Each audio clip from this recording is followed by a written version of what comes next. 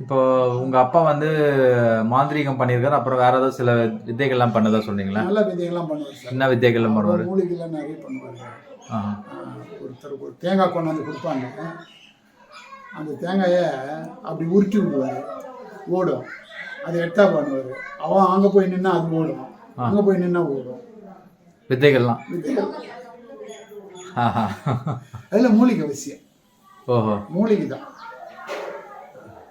அது வந்து மக்களுக்கு நல்லதா இல்லை அது பண்ணுறது வந்து ஒரு விளையாட்டு ஜாலம் மாதிரி தானே? விளையாட்டு ஜாலம். அது ஒரு நம்பிக்கைக்காக அது வந்து அங்கே போனால் சரியாயிடுன்ற ஒரு நம்பிக்கை உருவாக்கிறது.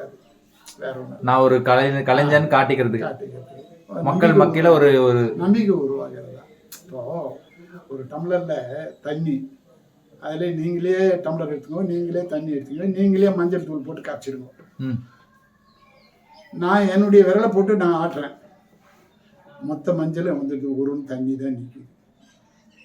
வித்தை மாயாஜாலம். மூலிகை தான், மூலிகை தான் அது.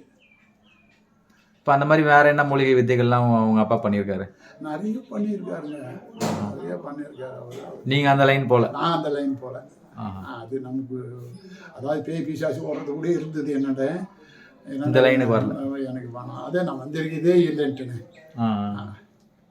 மிஞ்சனா ஒரு விபதி விட்டாங்க போவோம். மற்ற எதுவும் செய்யறது கிடையாது. ஒரு நம்பிக்கைக்கு தான், அது கூட நம்பிக்கை தான், வாழ்க்கையே நம்பிக்கை தான். மணி சில ரசமணி அந்த மாதிரிலாம் சொல்கிறாங்களா? அது அது ரசமணி கிசமணி எல்லாம் போகிறது.